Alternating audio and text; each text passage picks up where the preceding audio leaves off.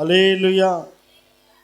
దేవుడు తన కృపలో కాచి కాపాడి భద్రపరిచి గడిచినటువంటి నెలంతట్లో కూడా మనకు తోడుగా ఉండి మనల్ని నడిపించినటువంటి ఆ గొప్ప దేవునికి మహిమ చెల్లిద్దాం. హల్లెలూయా, హల్లెలూయా. చేరి వచ్చిన మీ అందరికీ కూడా హృదయపూర్వక వందనాలు తెలియజేస్తూ ఉన్నాను. ఈ రాత్రికాల సమయం మందు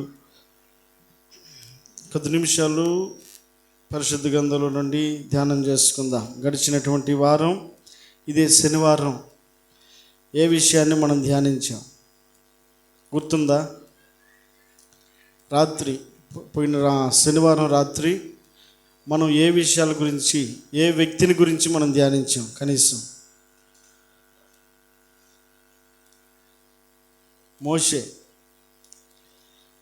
మోషే అనబడేటువంటి వ్యక్తి, పారవేయబడినటువంటి వ్యక్తి. ఆ వ్యక్తిని దేవుడు గొప్పవాడిగా చేశాడు. ఇశ్రాయేలీయుల్లో ప్రవక్తలందరికంటే కూడా ఇక ముందు ఎన్నడూ కూడా చూడనటువంటి గొప్ప ప్రవక్తగా దేవుడు మోషేను ఎన్నుకున్నాడు, నియమించాడు. పారవేయబడినటువంటి వ్యక్తి యొక్క జీవితము ఘనంగా ముగించబడింది. పారవేయబడినటువంటి వ్యక్తి యొక్క జీవితము ఘనంగా దేవుడు హెచ్చించాడు. దేవుని దృష్టిలో మోషే యొక్క పేరేంటి అంటే అతడు గొప్పవాడు అని పేరు పొందాడు. అంత మాత్రమే కాకుండా అతడు ఇశ్రాయేలు అందరిలో కూడా అతడు గొప్ప ప్రవక్తగా, అంతకుముందు ఎన్నడూ కూడా చూడనటువంటి గొప్ప ప్రవక్తగా మోషే తన జీవితాన్ని దేవుణ్ణి మెప్పించగలిగినటువంటి బ్రతుకును అతడు బ్రతకగలిగాడు. ఈ రాత్రికాల సమయంలో అదే మోషే గడిచినటువంటి వారంలో మనం ధ్యానించినటువంటి కొన్ని మాటలు ఉన్నాయి. ఎలాంటి గుణాలు మోషేలో ఉన్నాయి? దేవుడు హెచ్చించడానికి, పారవేయబడినటువంటి మోషేను హెచ్చించడానికి మోషేలో ఉన్నటువంటి మంచి లక్షణాలు ఏమిటి అని మనం గత వారం ధ్యానిస్తే దానిలో మొట్టమొదటిది ఏమిటి అంటే ఐగుప్తు ధనము కంటే కూడా క్రీస్తు విషయమైన నిందే గొప్ప భాగ్యము అని ఎంచుకున్నాడట. అంటే మొట్టమొదటిది గత వారం మనం ధ్యానించిన మాట ఏంటంటే మోషే దేవుణ్ణి కోరుకున్నాడు. దేవుని స్తోత్రం చెల్లిద్దాం.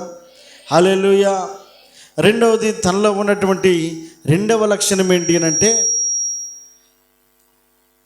తన దగ్గర ఉన్నటువంటి సమస్తాన్ని కూడా అతడు విడిచిపెట్టాడు. గుర్తొస్తుందా? గత వారం మనం ధ్యానించినటువంటి మాటలు. మోషే దేవుణ్ణి కోరుకున్న మోషే తన దగ్గర ఉన్నటువంటి సర్వ సంపదలన్నింటినీ కూడా వదులుకున్నవాడిగా ఉన్నాడు. ఐగుప్తు ధనాన్ని వదులుకున్నాడు. ఫరో కుమార్తె యొక్క కుమారుడు అనిపించుకునే యోగ్యతను వదులుకున్నాడు. అంత మాత్రమే కాదు, అల్పకాల పాప భోగములన్నింటినీ కూడా అతడు విడిచిపెట్టేసి తన రెండవ లక్షణాన్ని మనం ధ్యానించాం. అలాగే మూడవ లక్షణం ఏంటి అంటే అతడు స్థిర బుద్ధి గలవాడై అని రాయబడింది. ఇశ్రాయేలీలందరూ కూడా చంచల మనస్తత్వం కలిగినటువంటి వారుగా ఉంటే, ఐగుప్తులో మేము ఉన్నప్పుడు కీరకాయలు, దోసకాయలు, అలాగే ఉల్లిగడ్డలు, తెల్లగడ్డలు వీటిని అనుభవించాం. ఇక్కడికి వచ్చేసరికి మన్నా మాత్రమే మా కళ్ళ ముందు కనబడతా ఉంది. అది చవి చప్పలేని ఆహారం. కాబట్టి ఇక్కడికి మమ్మల్ని అరణ్యంలో తీసుకొచ్చింది చంపేయడానికా అని సనుగుతూ ఉన్నటువంటి మనుషుల మధ్యలో మాట మార్చుకొని ప్రయాణంలో మరలా వెనుక తిరిగి చూద్దాం అనుకునేటువంటి మనుషుల మధ్యలో అతడు స్థిరబుద్ధి గలవాడై తన జీవితాన్ని మార్చుకున్నటువంటి విధానాన్ని మనం ధ్యానించాం. ఈ మూడు లక్షణాలు మోషే జీవితంలో దేవుని దృష్టిని మెప్పించగలిగాయి. కాబట్టి అతడిని దేవుడు గొప్పవాడిగా చేశాడు. ఈ గొప్పవాడిగా చేయడానికి ఈ మూడు కారణాలు మాత్రమే కాదు, కానీ మరొక గుణలక్షణం మోషేలో ఉంది. ఆ విషయాన్ని కొద్ది నిమిషాలు ధ్యానిద్దాం. పరిశుద్ధ గ్రంథంలో నుండి సంఖ్యాకాండ గ్రంథం చదువుదాం. సంఖ్యాకాండము 12వ అధ్యాయము 3వ వచనం. యెహోవా ఆ మాట వినెను, మోషే భూమి మీదనున్న వారందరిలో మిక్కిలి సాత్వికుడు. చాలండి. మోషే భూమి మీదనున్న వారందరిలో మిక్కిలి సాత్వికుడు. మోషేలో ఉన్నటువంటి 4వ గుణం దేవుని దృష్టిని అలాగే దేవుని యొక్క మెప్పును పొందడానికి మోషే పారవేయబడినటువంటి వ్యక్తే కానీ దేవుని దృష్టిలో అతన్ని గొప్పవాడిగా దేవుడు కోరుకున్నాడు. కారణం ఏంటినంటే మోషేలో ఉన్నటువంటి 4వ లక్షణం ఏంటినంటే అతడు మిక్కిలి సాత్వికుడు.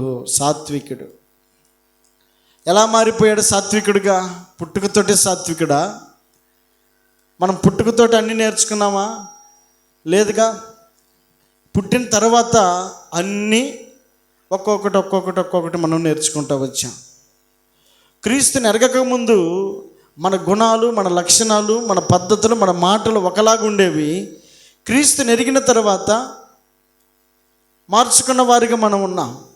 మన క్రియల్లోనూ, మన పద్ధతుల్లో, మన మాటలు అన్నిటినీ కూడా మనం ఒక్కొక్కడిగా మార్చుకోవడానికి కారణం ఏంటంటే మనం క్రీస్తులో మనం కడగబడి ఉన్నాము కనుక మనలో ఒక్కొక్క మార్పును మనం చూపించగలుగుతా ఉన్నాం.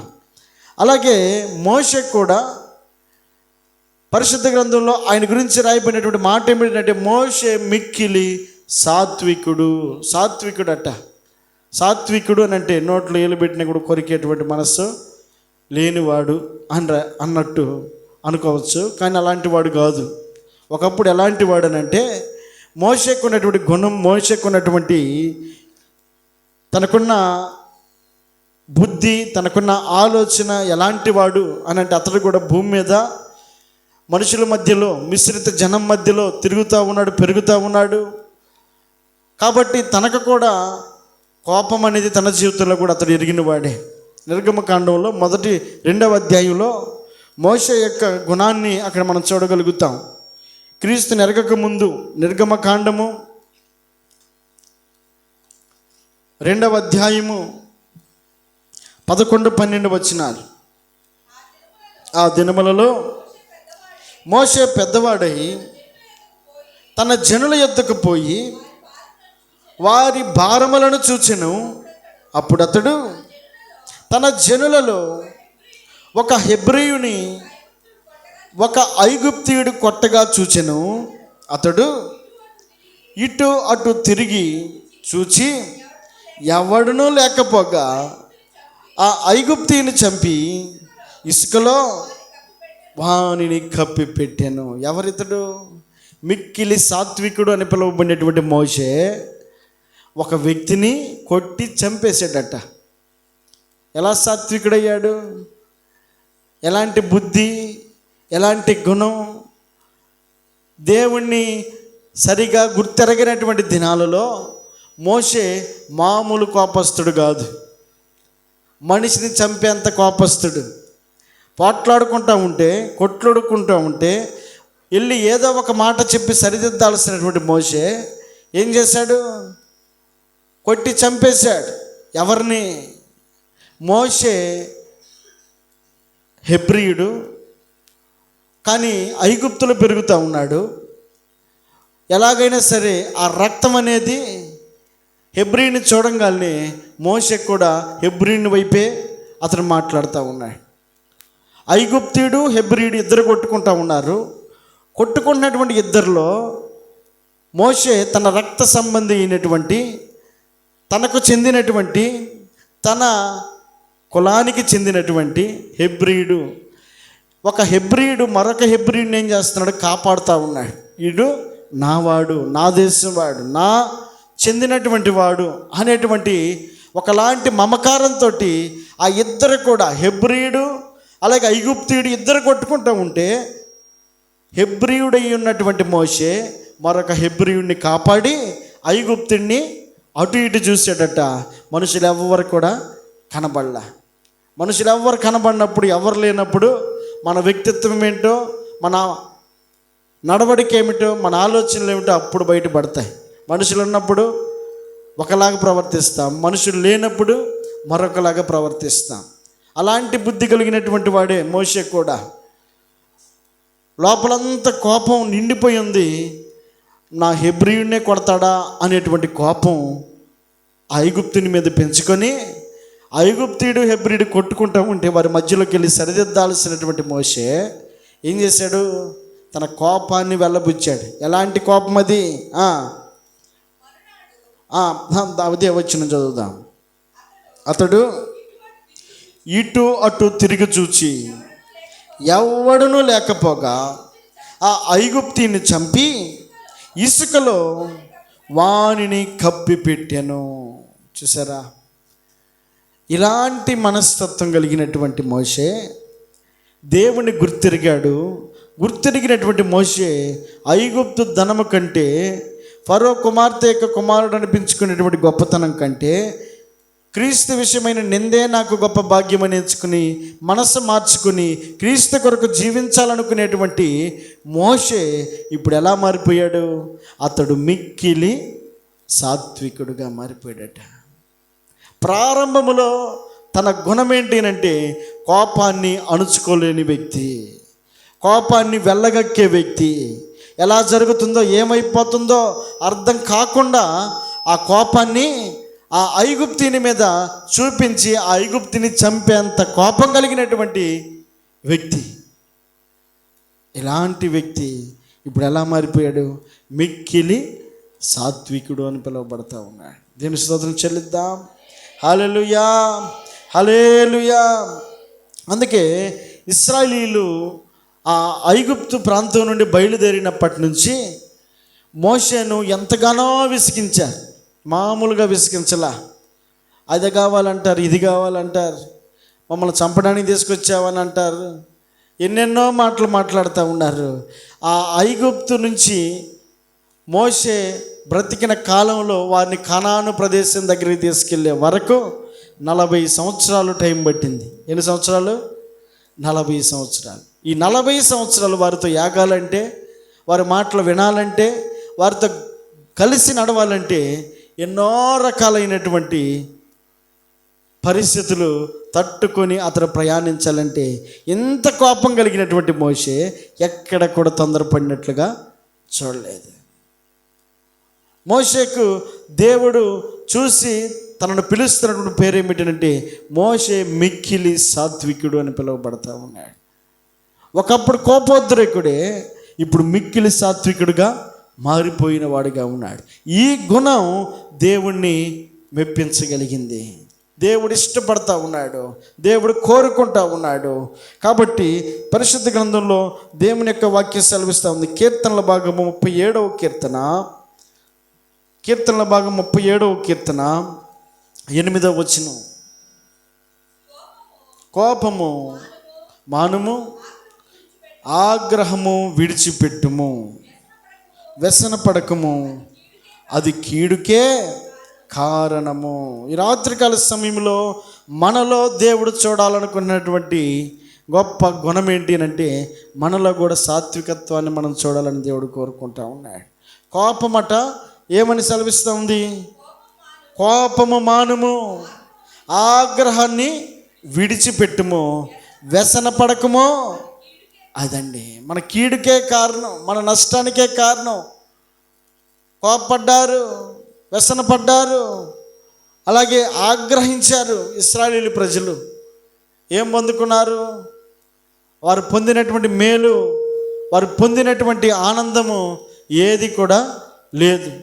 ఇశ్రాయేలీలు ప్రజలందరూ కూడా ఐగుప్తు ప్రాంతం వరకు నడవగలిగారు, కానీ అదే కానాను ప్రాంతం వరకు నడవగలిగారు, కానీ వారి వ్యసనము, వారి కోపము, వారికి ఉన్న ఆగ్రహము ఏమాత్రం కూడా వాడు కనానులో ప్రవేశించేటట్లుగా నిలబెట్టలేకపోయింది. వారందరూ కూడా దారి మధ్యలోనే, వారు అరణ్యములోనే రాలిపోయిరి అని రాయబడింది. ఇలాంటి మనుషుల మధ్యలో మోషే పొందుకున్నటువంటి గొప్ప పేరేంటి అంటే అతడు మిక్కిలి సాత్వికుడు. దేవుడు మనలో కూడా ఆ సాత్వికత్వాన్ని చూడాలనుకుంటా ఉన్నాడు. కోపము, ఆగ్రహము, వ్యసనము, వీటన్నిటిలో మనం ప్రయాణం చేస్తూ ఉంటే వాక్యం ఏమైనా సెలవిస్తూ ఉంది? అది కీడుకే కారణం, మన నష్టానికే కారణం. మనం అణుచుకోలేకపోతే, మనం ఆగలేకపోతే, మన ఓపిక పట్టలేకపోతే అది మన కీడుకే కారణం, మన నష్టానికే కారణం.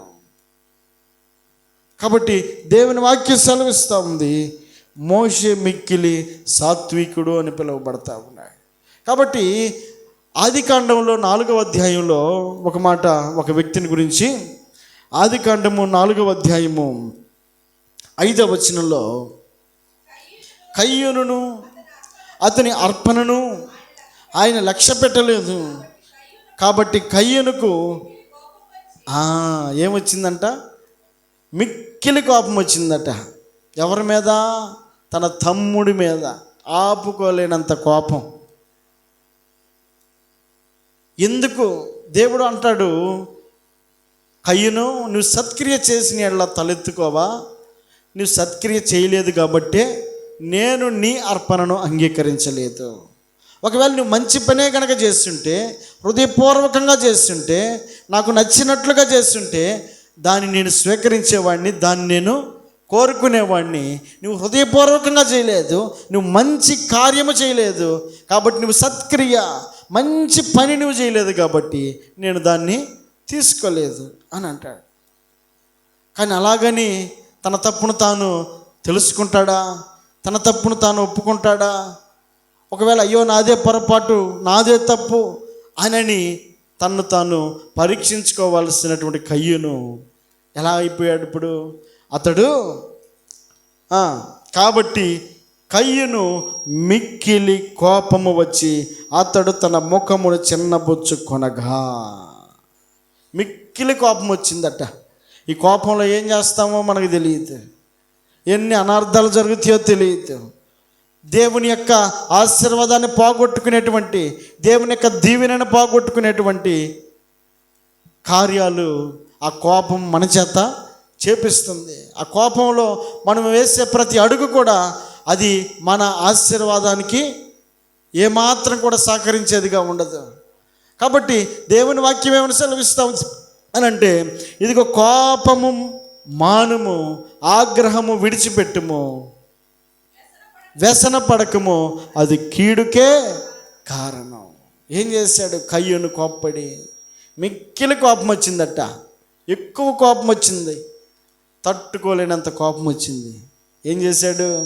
వెంటనే డెసిషన్ తీసుకున్నాడు, వెంటనే నిర్ణయం తీసుకున్నాడు. ఇదిగో ఈ పని నేను చేయాల్సిందే అని అనుకున్నాడు. ఆ పని చేసిన తర్వాత నాకు కలిగే కీడేంటో, నాకు కలిగే నష్టమేంటో గుర్తెరగనటువంటి కయ్యూను తన తమ్ముడు, రక్త సంబంధితో పుట్టినవాడు, ఒక్కగానొక్క తమ్ముడు, ఆ కోపంలో తమ్ముడిని సహితం చంపడానికి అతను నిర్ణయం తీసుకున్నాడు. తన నిర్ణయము తన నష్టానికి కారణమైంది, తన కోపము తన కీడుకే కారణమైంది. అతడు దేశదిమ్మరైపోయాడు. హేబేలు చనిపోయినప్పటికీ అతడు దేవుని రాజ్యంలో అతడు నివసిస్తూ ఉన్నాడు. ఈ రాత్రికాల సమయంలో మోషేకు ఉన్నటువంటి మంచి గుణం ఏంటంటే, అతడికి కోపం లేదని కాదు, అతడు మిక్కిలి కోపస్తుడే ఒకప్పుడు, అన్నిటికీ కోప్పడేవాడే ఒకప్పుడు, చిన్నదాన్ని కూడా తట్టుకోలేని వాడే ఒకప్పుడు. కానీ ఇప్పుడు ఎలాగ మారిపోయాడు? ఒకప్పుడు ఐగుప్తుని చంపడానికి కూడా తెగించినటువంటి మోషే ఇప్పుడు దేవుని దృష్టిలో తనకున్నటువంటి గొప్ప పేరు ఏంటంటే మోషే మిక్కిలి సాత్వికుడు. అర్థం చేసుకోగలిగిన వాడు, కాసేపు ఆలోచించగలిగినటువంటి వాడు. ఇశ్రాయేలు ప్రజలంతా తొందరపడి మాట్లాడుతున్నప్పటికీ ఎక్కడ కూడా అతడు దేవునికి మహిమకరంగా తన జీవితాన్ని గడపడానికి ఇష్టపడతా ఉన్నాడు. ఈ రాత్రికాల సమయంలో నేను గుర్తెరగాల్సిన గుణం ఏంటి అంటే, సాత్వికత్వాన్ని మనలో మనం సరిచేసుకోవాల్సిన వారం అయ్యన్నా. దేవునికి మహిమ చెల్లిద్దాం. హల్లెలూయా. 5వది ఒక మాట చూద్దాం. అక్కడే 5వ గుణాన్ని సంఖ్యాకాండంలో 12వ అధ్యాయం 7వ వచనం. సంఖ్యాకాండము 12వ అధ్యాయం 7వ వచనం. అతడు నా ఇల్లంతటిలో నమ్మకమైన వాడు. చాలండి. దేవుని వాక్యం సెలవిస్తూ ఉంది. అదే మోషేని గురించి దేవుని వాక్యం చెప్తున్నటువంటి మాట ఏమిటంటే, అతడు నా ఇల్లంతటిలో నమ్మకమైన వాడు. ఇల్లంతటిలో నమ్మకమైన వాడట. ఇల్లంతటిలో మనం కూడా నమ్మకత్వాన్ని కలిగి ఉంటాం. పుట్టింటోళ్ళు వచ్చినప్పుడు ఒకలాగా, అలాగే భర్త తరపున వాళ్ళు వచ్చినప్పుడు ఒకలాగా, మనకి బాగా తెలిసిన చుట్టాలు వచ్చినప్పుడు ఒకలాగా, ఒకవేళ దూర బంధువులు అయితే ఒకలాగా, మనం కూడా మన గృహాల్లో మన ప్రవర్తన అప్పుడప్పుడు బయటపడతా ఉంటుంది. మోషే గురించి దేవుని వాక్యం సెలవిస్తూ ఉంది, అతడు నా ఇల్లంతటిలో నమ్మకమైన వాడు. భర్త ఉన్నప్పుడు ఒకలాగా కాదు, భర్త లేనప్పుడు ఒకలాగా కాదు, బిడ్డలు ఉన్నప్పుడు ఒకలాగా కాదు, బిడ్డలు లేనప్పుడు ఒకలాగా కాదు. అదిగో మా అమ్మ వస్తుందని చెప్పని ఒకలాగా కాదు, మా అమ్మ లేదు కాబట్టి మరొకలాగా కాదు. కొన్నిసార్లు మన ప్రవర్తన, మన క్రియలు వీటి మీద ఆధారపడి ఉంటాయి. భర్త లేడు కాబట్టి, భార్య లేదు కాబట్టి మన ఇంటిలో మనం నమ్మకంగా ఉండం. మన ఇంటిలో మనం ఆ నమ్మకత్వాన్ని కలిగినట్లుగా కనబడతాం, కానీ ఆ నమ్మకత్వాన్ని కొన్నిసార్లు దాన్ని విడిచిపెడతా ఉంటాం. ఆ నమ్మకత్వాన్ని కాపాడుకోలేని వారుగా ఉంటాం. మోషే గురించి దేవుని వాక్యం సెలవిస్తాం, అతడు నా ఇల్లంతటిలో నమ్మకమైన వాడు. ఎంత గొప్ప పేరు పొందాడు. దేవుడు ఎలాంటి వాడు? దేవుడు నిన్న నేడు ఏకరీతిగా ఉండగలిగిన వాడు. ఆకాశము నుండి నరులను, భూమి మీద ఉన్న ప్రతి మనిషిని కూడా పరిశీలించగలిగినటువంటి వాడు. భక్తుడైన దావీదు అంటాడు, నా ముందు నా వెనక నీవు ఉన్నావు. నేను ఆకాశంకి ఎక్కిపోతున్నా, నువ్వు అక్కడ ఉన్నావు. నేను కాదు నేను అగాధమైనటువంటి సముద్రంలోకి వెళ్ళుదునా, అక్కడ కూడా నీవే ఉన్నావు. ఎక్కడ చూసినా నీవు ఉన్నావని దావీదు గుర్తెరుగుతూ ఉన్నాడు. ఆయన చూడగలిగినది ఆయనకు కళ్ళకు కనుమరుగు చేసి మనం ఏది కూడా దాచలేం. మనుషులను అయితే కప్పిపెట్టచ్చు. నా భర్త మంచాడు, నా భార్య మంచిది, నా బిడ్డలు మంచాడు, వీటిని మనం జాగ్రత్తగా మెయింటైన్ చేసుకుంటూ రావచ్చు. కానీ దేవుడు ఆకాశం నుండి చూసేవాడు కదా, ఆయన కన్నులకు మరుగైనది ఏమైంది? ఇదిగో ఇశ్రాయేలు ప్రజలు కన్నీరు గార్చి ఐగుప్తులు ఏడుస్తూ ఉంటే ఆకాశం నుండి ఆయన అంటాడు, ఇదిగో నా ప్రజల యొక్క బాధను కన్నిటిని నేను చూచి ఉన్నాను అని అంటాడు. ఎక్కడున్నాడు ఆయన? ఆకాశంలో ఉండి మన బాధలను చూడగలిగిన వాడు, ఆయన మనల్ని పరిశీలన చేయగలిగినటువంటి వాడు, ఆయన కళ్ళు కప్పి మనం చేయగలిగినటువంటిది ఏది కూడా లేదు. అలాంటి దేవుని సైతము మోషే తన గుణం ద్వారా, తన నడవడిక ద్వారా, తన క్రియల ద్వారా దేవుణ్ణి మెప్పించగలుగుతూ ఉన్నాడు. ఏమిటనంటే, మోషే నా ఇల్లంతటిలో నమ్మకమైన వాడు. దీని స్తోత్రం చెల్లిద్దాం. హల్లెలూయా.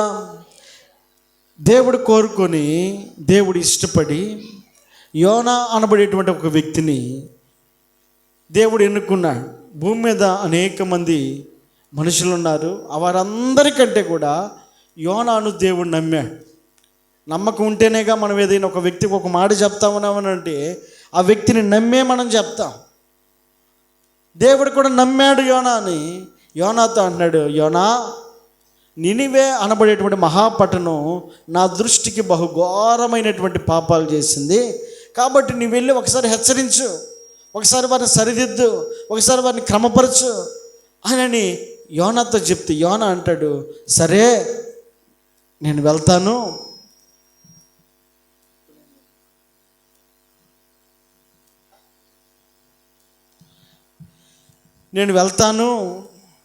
అని చెప్పినటువంటి యోనా మాట నిలబెట్టుకున్నాడా? ఏం చేశాడు?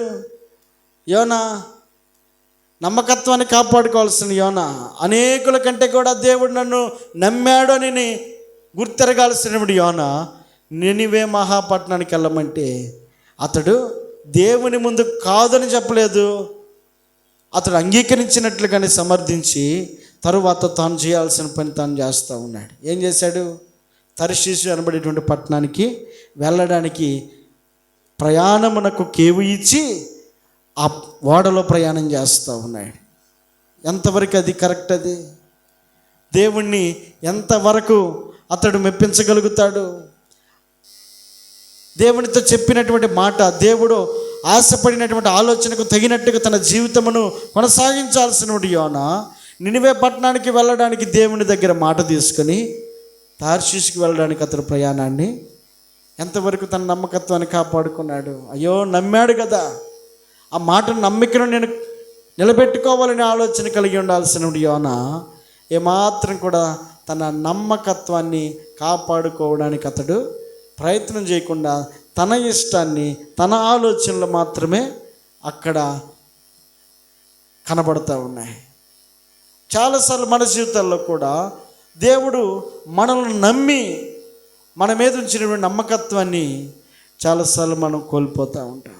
దేవుడిచ్చిన రక్షణ, దేవుడిచ్చినటువంటి గొప్ప భాగ్యము, ఆయన బల్లలో మనకు అనుగ్రహించేటువంటి ఈ గొప్ప కృప, దీనంతటిని కూడా మనము కొన్నిసార్లు ఆ నమ్మకత్వాన్ని కోల్పోయేవారుగా ఉంటాం. ఆ నమ్మకత్వాన్ని మనం జారవిడిచేటువంటి వారుగా ఉంటాం. దేవా నీతోనే నడుస్తామన్నట్లుగా మన ప్రయాణం మొదలు పెడతాం, కానీ మన మార్గాలు అప్పుడప్పుడు దారి తప్పిపోతూ ఉంటాయి. అప్పుడప్పుడు మనం ఇష్టం వచ్చినటువంటి మార్గాల్లో ప్రయాణం కొనసాగిస్తూ ఉంటాం. అప్పుడప్పుడు మనకు నచ్చినటువంటి మార్గాల్లో మన ప్రయాణాన్ని కొనసాగిస్తూ ఉంటాం. ఇదిగో ఆయనతో మాటిచ్చాం, ఆయనతో కలిసి నడవడానికి మనం ఇష్టపడి ఇచ్చినటువంటి మాటను కొన్నిసార్లు మనం త్రోచేస్తూ ఉంటాం. మోషే గురించి దేవుడు అంటాడు, అతడు నా ఇల్లంతటిలో నమ్మకమైన వాడు. యోనాను నమ్మాడు, కానీ యోనా తన నమ్మకత్వాన్ని కాపాడుకోలేకపోయాడు. ఈ రాత్రికాల సమయంలో యోనా తన నమ్మకత్వాన్ని కాపాడుకోలేదు, కానీ దేవుడు మాత్రం నమ్మాడు.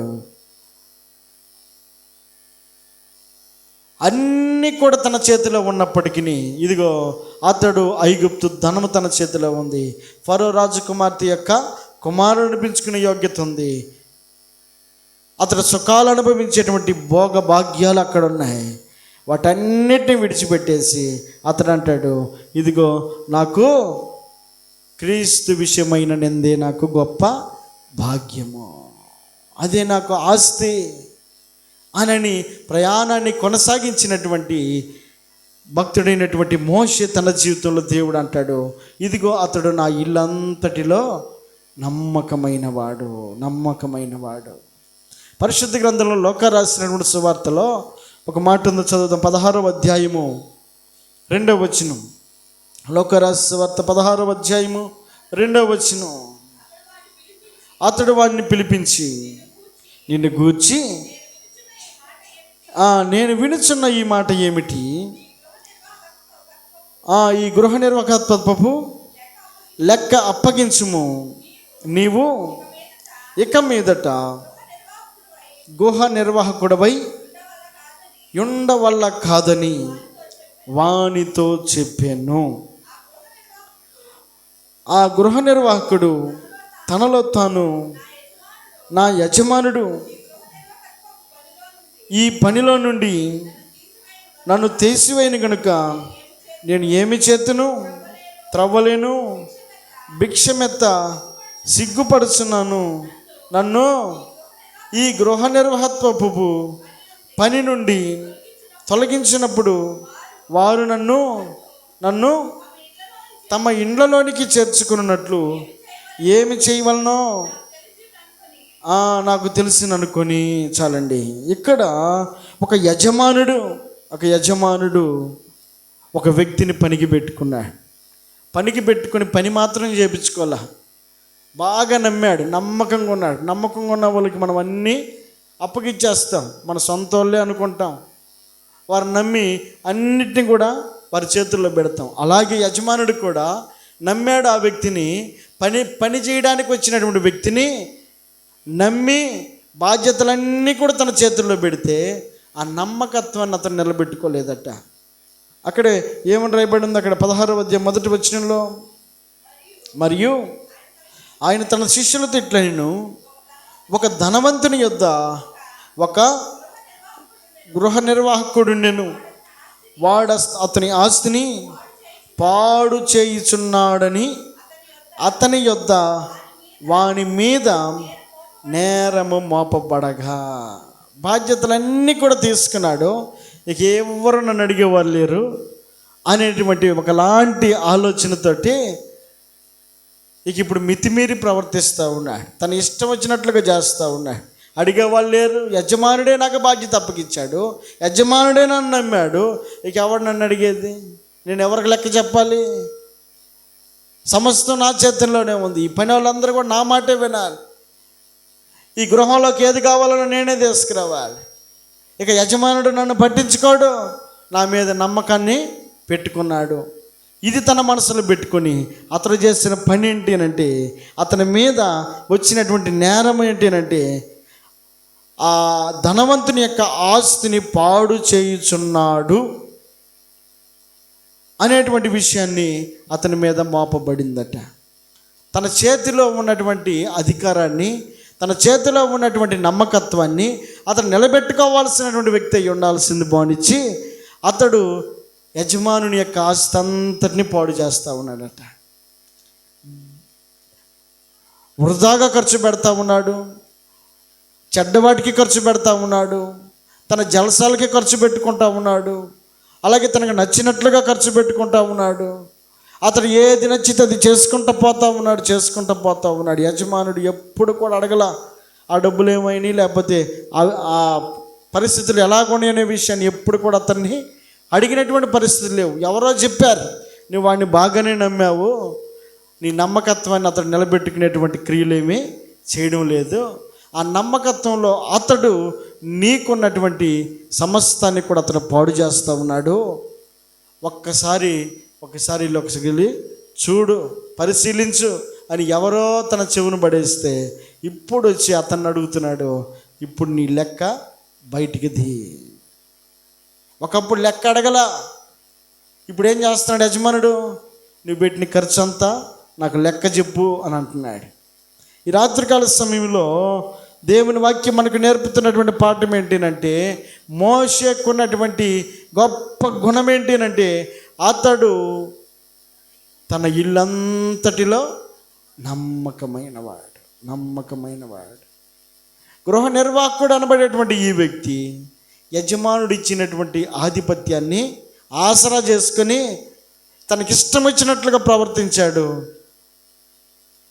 తనకిష్టం వచ్చినట్లుగా ఆ డబ్బు అంతటిని కూడా సర్వనాశనం చేశాడు. ఇప్పుడు యజమానుడు వచ్చి అడుగుతూ ఉన్నాడు, నీ నమ్మకత్వం కోల్పోయావు, నీకు ఇచ్చినప్పుడు ఆధిక్యతని కోల్పోయావు, ఇప్పుడు నీ లెక్కంతా కూడా బయటికి తీసుకొని రా అని అడుగుతూ ఉన్నాడు. చాలాసార్లు దేవుడు నమ్మి మనకిచ్చినటువంటి స్వేచ్ఛ, మనకిచ్చినటువంటి ఈ గొప్ప రక్షణను మనం నిర్లక్ష్యపడిస్తే ఒకానొక దినాన ఆయన అడిగితే మనకు ఆయనకి ఏమి లెక్క చెప్పగలుగుతాం?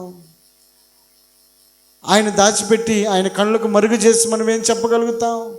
కాదయ్యా నేను బాగానే ఉన్నాను అని అనగలిగితే ఆయన ముందు మనం ఎంతవరకు సరిదిద్దుకోగలుగుతాం? ఎంతవరకు ఆయన మెప్పించగలుగుతాం?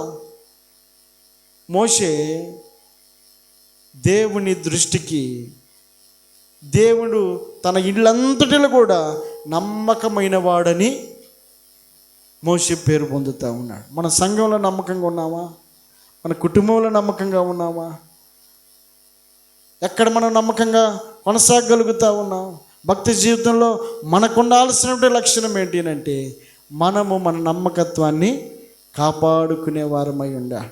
ఈ రాత్రికాల సమయంలో పారవేయబడిన మోషే మిక్కిలి గొప్పవాడిగా మార్చబడ్డానికి తనలో ఉన్నటువంటి 5వ లక్షణం ఏంటి అంటే, అతడు మిక్కిలి, 4వ లక్షణం మిక్కిలి సాత్వికుడు, 5వది అతడు తన ఇల్లంతటిలో కూడా నమ్మకమైన వాడు. దేని స్తోత్రం చెల్లిద్దాం, హల్లెలూయా. 6వది తనలో ఉన్నటువంటి మరొక లక్షణం ఏంటి అంటే, నిర్గమకాండము 32వ అధ్యాయము 9వ వచనం నుండి, నిర్గమకాండము 32వ అధ్యాయం 9వ వచనం.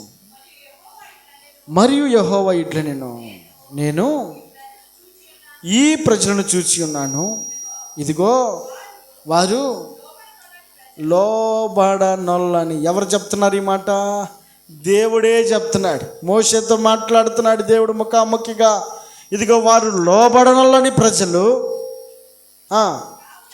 కావున నీ ఊరకుండుము, నా కోపము వారి మీద మండును, నేను వారిని కాల్చివేసి గొప్ప జనముగా చేసేదనని మోషేతో చెప్పగా, మోషే ఇప్పుడు అంటున్నాడు, తన దేవుడైన యెహోవాను బ్రతిమాలుతా ఉన్నాడట, బ్రతిమాలుతా ఉన్నాడు. మోషేలో ఉన్నటువంటి మరొక గుణం ఏంటంటే దేవుణ్ణి బ్రతిమాలుతా ఉన్నాడు. ఎందుకు? యెహోవా, నీవు మహాశక్తి వలన, బాహుబలము వలన ఐగుప్తు దేశములో నుండి రప్పించిన నీ ప్రజల మీద నీకు కోపం మండనేలా? ఆయన కొండలలో వారిని చంపునట్లు, భూమి మీద నుండి వారిని నశింపజేయనట్లు కీడు కొరకే వారిని తీసుకుని పోయినని ఐగుప్తీయులు ఎలా చెప్పుకొనలేలా? నీ కోపాగ్ని నుండి మలుకొని నీవు నీ ప్రజలకు ఈ కీడు చేయక దాన్ని గూర్చి సంతాపపడుము. నీ సేవకులైన అబ్రహామును, ఇస్సాకును, ఇశ్రాయేలీయులను జ్ఞాపకం చేసుకొనుము. నీవు వారితో ఆకాశ నక్షత్రములను మీ సంతానము అభివృద్ధి చేసి నేను చెప్పిన ఈ సమస్త భూమిని మీ సంతానమునకిచ్చేదనియు వారు నిరంతరము దానికి హక్కుదారులనియు వారితో నీ తోడని ప్రమాణము చేసి చెప్పితివనిను. అంతటా యెహోవా తన ప్రజలకు చేసేదనని చెప్పిన కీడును గూర్చి చూసారా? ఎలా మోషేకు అలాంటి ఈ గుణం, ఎలాంటి గుణం అని అంటే తన శత్రువులుగా, అలాగే తనను విసిగించినటువంటి ప్రజల కొరకు, తనను బాధించినటువంటి ప్రజల కొరకు అతడు దేవుణ్ణి బ్రతిమాలుతా ఉన్నాడు. అంటే బాధించినటువంటి వారిని ఇతడు ఏం చేస్తున్నాడు? ప్రేమిస్తూ ఉన్నాడు, ప్రేమిస్తూ ఉన్నాడు. కష్టపెట్టిన వారిని ప్రేమిస్తున్నాడు. మోషే, మమ్మల్ని చంపడానికి తీసుకొచ్చావా అని ప్రశ్నించినటువంటి వారి కొరకు ఇతడు ప్రాధేయపడి వారి కొరకు ప్రార్థన చేస్తూ ఉన్నాడు. దేవుని నిర్ణయాన్నే అతడు మార్చివేసినటువంటి వాడిగా ఉన్నాడు. దేవుడు ఏమంటున్నాడు? వారిని ఎక్కడ నేను చంపేస్తాను. మోషేకు అతను ఎంత తెలివిగా మాట్లాడుతున్నాడో తెలుసా? దేవా, ఐగుప్తు నుంచి వాళ్ళని తీసుకొచ్చింది అరణ్యంలో చంపేయడానికేనా? ఈ కొండల్లో కోణల్లో వారిని చంపేశాడు. ఇదిగో ఐగుప్తు నుంచి తీసుకెళ్ళి అక్కడ వారిని చంపేశాడు అని ఐగుప్తీయులు చెప్పుకుంటారు. విడిచిపెట్టించారే అక్కడ కష్టమని, బాధని. ఆ ఐగుప్తీయులు దేశము నుండి విడిపించినటువంటి నీవే, అదే ఐగుప్తీయులు నిన్ను గురించి తప్పుగా అనుకునేటట్లుగా నీవు వారి మీద కోపపడద్దయ్యా, వారిని నీవు చంపొద్దయ్యా. వారిని చంపితే ఇదిగో వారిని చంపడానికే ఆయన ఐగుప్తు నుంచి విడిపించి అరణ్యంలోకి తీసుకొచ్చి చంపేశాడని నలుగురు 4 రకాల మాటలు అనుకుంటూ ఉంటారు. కాబట్టి నువ్వేమని చెప్పావు? ఇదిగో అబ్రహాము దేవుణ్ణు, ఇస్సాకు దేవుణ్ణు, యాకోబు దేవుణ్ణు అని నువ్వు చెప్పావు కదా. ఈ వాగ్దానం వారికి జీవితాంతం వారి జీవితాలు నెరవేరాలి కదా. నువ్వు వారిని అంతరిస్తే, వారిని చంపేస్తే ఈ వాగ్దానం వారి జీవితాలు ఎప్పుడు నెరవేరుతుంది? మోషేకు ఉన్నటువంటి దూరపు ఆలోచన ఎవరి మీద? ఈ ప్రేమంతా ఎవరి మీద? సనుగులు గొనుగుళ్ళు చేసేటువంటి ఇశ్రాయేలు ప్రజల పట్ల అతనికి ఉన్నటువంటి ప్రేమ. మోషేకు ఉన్నటువంటి 6వ గుణ లక్షణం ఏంటి అని అంటే తన శత్రువులను సైతం, తను బాధించినటువంటి వారు సైతము అతడు ప్రేమను చూపించే స్వభావము కలిగిన వాడు. దేవునితోటే పోట్లాడుతున్నాడు, దేవునితోటే ఎదురు తిరిగి మాట్లాడుతున్నాడు. అయ్యా, వారిని చంపేస్తున్నాను అంటున్నావు, చంపేస్తే నిన్ను ఐగుప్తీయులు చెడుగా అనుకుంటారయ్యా. దీనికోసమేనా నీ విడిపించింది? ఐగుప్తీయులందరినీ కూడా నిన్ను గురించి చెడ్డగా అనుకుంటారు. కాబట్టి వారిని నీవు సంహరించొద్దు, వారిని నువ్వు చంపొద్దు. ఏమని అడుగుతాడు అక్కడ?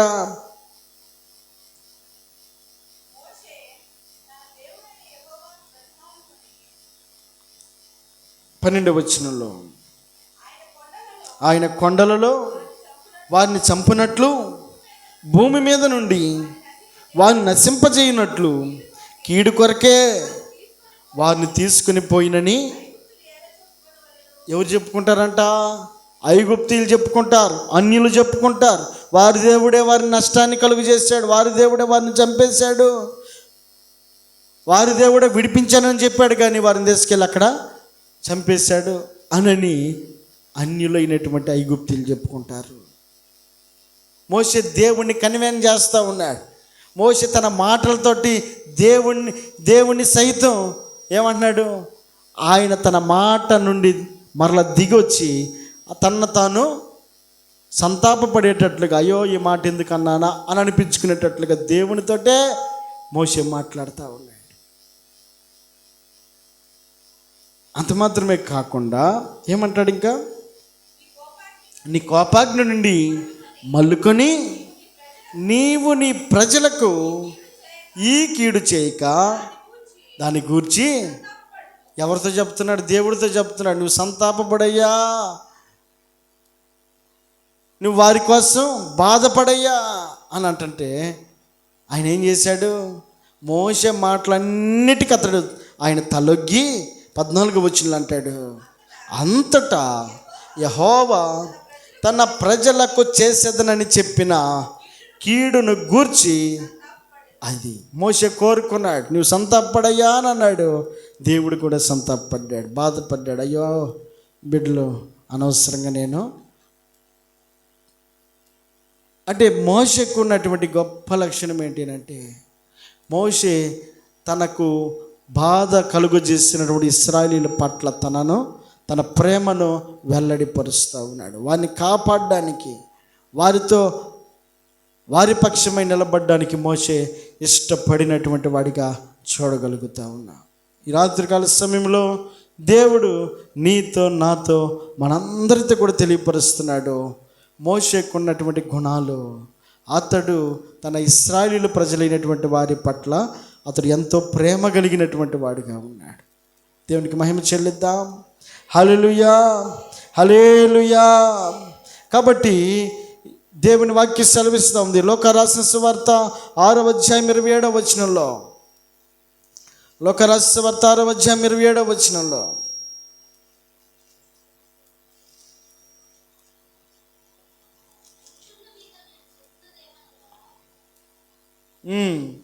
వినుచున్న మీతో నేను చెప్పినదేమనగా, మీ శత్రువులను ప్రేమించుడి, మిమ్మును ద్వేషించు వారికి మేలు చేయుడి, మిమ్మును శపించు వారిని దీవించుడి, మిమ్మును బాధించు వారిని ప్రార్థన చేయుడి. నిన్ను ఒక చెంప మీద కొట్టువాని వైపునకు 2వ చెంప కూడా త్రిప్పుము. నీ పై బట్ట ఎత్తుకొని పోవానిని నీ అంగీని కూడా ఎత్తుకొని పోకుండా అడ్డగింపుము. చాలండి. రాత్రి దేవుడు మోషేకు ఉన్నటువంటి గొప్ప లక్షణము, ఇశ్రాయేలు ప్రజలను అతడు ప్రేమిస్తూ ఉన్నాడు. ఇశ్రాయేలు ప్రజలు మోషేని గొప్పవాడిగా ఘనపరిచినటువంటి పరిస్థితులు ఏం కనబడలేదు. 40 దినాలు కొండ మీద సీనాయి పర్వతం మీద ప్రార్థించడానికి వెళ్ళినటువంటి మోషే రావటం కాస్త లేట్ అయ్యేసరికి కిందన్న ప్రజలు అంటున్నారు, మోషే అనువాడు ఏమయ్యాడో మాకు తెలియదు అనేవాడు. చూసారా పదం? చూసారా? కనీసం గౌరవం లేకుండా మోషే అనువాడు ఏమైనా మాకు తెలియదు, కాబట్టి ఆ మోషే వచ్చినా రాకపోయినా మా ముందు నడవడానికి ఒక దూడను తయారు చేయమని చెప్పిన అహరోనుతో చెప్పి పోగరుతో వారి దగ్గర ఉన్న బంగారం మొత్తాన్ని కూడా పోగు చేసి కాల్చి దూడను తయారు చేసుకుని దాని ముందు ఊరేగుతూ తిరుగుతూ ఉన్నటువంటి అట్టి ప్రజలను మోషే అంటున్నాడు, దేవా వారిని నువ్వు చంపొద్దయ్యా. చంపితే ఐగుప్తీయులు అనుకుంటారు, ఇదిగో వారిని కానానని చెప్పని తీసుకెళ్ళి అరణ్యంలోనే వారిని చంపేశారని ఐగుప్తీయులు చెప్పుకుంటారని ప్రేమించినటువంటి మనస్సు కలిగినటువంటి వాడు. ఇలాంటి గుణం నీవు నేను కూడా కలిగి ఉండాలని దేవుడు కోరుకుంటా ఉన్నాడు. కాబట్టి వాక్యం సెలవిస్తూ ఉంది, ఇదిగో మీ శత్రువులను ప్రేమించుడి, మిమ్మల్ని ద్వేషించు వారికి మేలు చేయుడి. మనం నేర్చుకోవాల్సింది మేలు చేసేటువంటి గుణాన్ని మనం నేర్చుకోవాలి. ఇతరులకు కీడు చేసేటువంటి, కీడు తలపెట్టేటువంటి ఆలోచనలు మనలో ఉండకూడదు. ఒకవేళ వారు చేస్తుండొచ్చేమో, వారు అని ఉండొచ్చేమో. అలాంటిదే మనం చేస్తే మనకి వారికి తేడా ఏంటి? దేవుని వాక్యం ఏమని సెలవిస్తూ ఉంది? మోషే మిక్కిలి గొప్పవాడు. ఎందుకు గొప్పవాడయ్యాడు? ఊరకనే గొప్పవాడయ్యాడా? మోషే దేవుని కోరుకున్నాడు. మోషే దేవుని కొరకు అన్నిటినీ విడిచిపెట్టాడు. మోషే స్థిరబుద్ధి కలిగిన వాడుగా ఉన్నాడు. అంత మాత్రమే కాకుండా మోషే మిక్కిలి సాత్వికుడుగా మారిపోయాడు. మోషే ఇల్లంతటిలో నమ్మకంగా ఉన్నాడట. అంత మాత్రమే కాదు, మోషే ఇశ్రాయేలు ప్రజలందరినీ కూడా ప్రేమించిన వాడుగా కనబడుతూ ఉన్నాడు. ఈ 6 గుణాలు మోషేను గొప్పవాడిగా మార్చేశాయి. దేవుని దృష్టికి మోషేను మిక్కిలి గొప్పవాడిగా చేశాయి. అతని వంటి ప్రవక్త ఇశ్రాయేలులో ఎన్నడూ పుట్టలేదు. ఇంత గొప్ప ఆధిక్యత ఎవరికి దక్కిందో తెలుసా? ఇదిగో బాల్యములోనే నీటిలో పారవేయబడ్డాడే మోషే. ఆ మోషే ఇప్పుడు ఇంత గొప్పవాడిగా మారిపోవడానికి ఈ గుణాలన్నీ కూడా తన జీవితంలో ఒక్కొక్కడిగా అలవర్చుకుంటూ వచ్చాడు గనుక అతడు గొప్పవాడిగా మారిపోయాడు. ఈ రాత్రికాల సమయంలో దేవుడు నేను చూడాలనుకున్న ఉద్దేశానికి తగినట్లుగా నీ జీవితం ఉండాలనుకుంటే నీవు కూడా నీ జీవితంలో దేవునికి ఇష్టమైనటువంటి గుణాలను కలిగినటువంటి వ్యక్తివే. దేవుని కోరుకున్నావు, మంచిదే. దేవుని కొరకు విడిచిపెట్టగలిగావా? దేవుని కొరకు విడిచిపెట్టినటువంటి నీవు స్థిరబుద్ధి కలిగి ఉన్నావా? స్థిరబుద్ధి కలిగినటువంటి నీవు మిక్కిలి సాత్వికుడుగా మారగలుగుతా ఉన్నావా? సాత్వికుడుగా మారినటువంటి నీవు ఇల్లంతట్లో నమ్మకంగా ఉండగలుగుతా ఉన్నావా? నమ్మకంగా ఉన్న నీవు నీ శత్రువుని ప్రేమించగలుగుతా ఉన్నావా? ఇట్టి గుణాలు మన జీవితాల్లో దేవుడు చూడాలనుకుంటూ ఉండగా దానికి తగినటువంటి జీవితాలను నీవు నేను కలిగిన వారమై ఆయన యొక్క మహిమ, ఆయన యొక్క కృపకు నీవు నేను దగ్గరగా ఉండాలని దేవుడు కోరుకుంటూ ఉన్నాడు. ఈ మాటలు దేవుడు దీవించును గాక. ఈ రాత్రికాల సమయం మనమందరం కూడా ప్రార్థన చేసుకుందాము. ఆ